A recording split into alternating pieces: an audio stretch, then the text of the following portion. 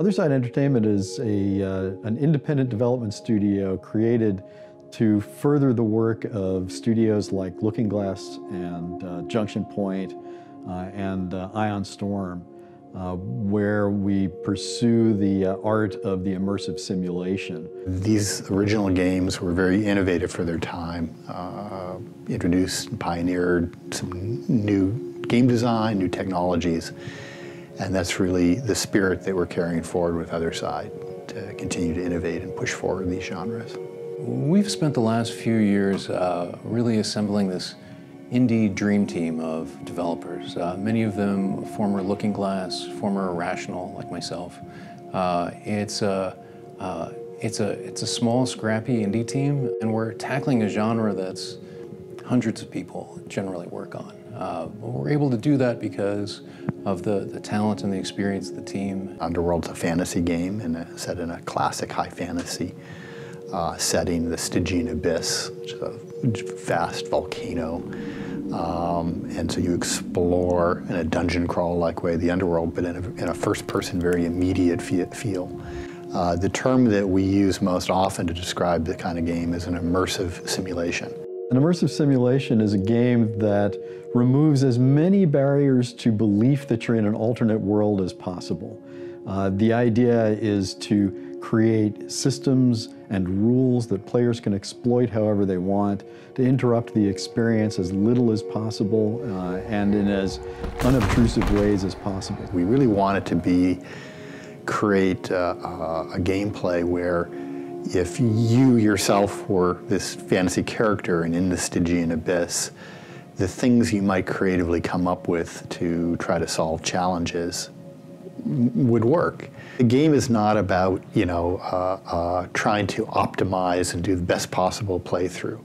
You get rewarded for trying different solutions and often coming back to, say, a quest or the same location and saying, well, last time I just fought my way through. There's, 10 other ways, 50 other ways I could have approached it. Let me try some different things out. Open world games tend to simulate a world that's an inch deep and miles wide. If you scratch just below the surface of the simulation, you don't find much, frankly. In games like Underworld Ascendant, we're doing something different. We're simulating a world that's an inch wide and miles deep, where within the confines of a smaller world, you interact with a much deeper simulation. Every time you come into an environment, things will be markedly different. Different challenges, different opportunities. Sometimes when you come in, you'll see a deep slug, a useful deep slug, which has a flammable trail. Another time you'll come in and you'll have a green lizardman ally.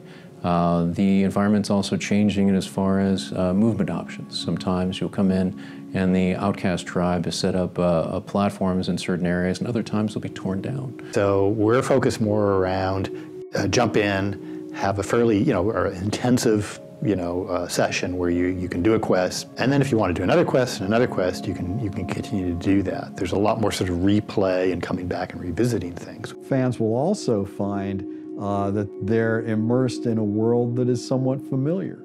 Now, non-fans are not going to have knowledge of those earlier games, but for people who do know those earlier games, there's going to be a little thrill of recognition here and there that I think they'll really enjoy. Not only one of our main characters, Kobyrus, who is voiced by Stephen Russell, who is Garrett in Thief, is a major character from the series backstory. There are also some ties that are a little deeper and a little harder to find. The spirit of the original Underworld was really to innovate and try something new that other people hadn't been doing. That's really the legacy of those games, more than the specifics of what the actual game did or the actual specific features or content.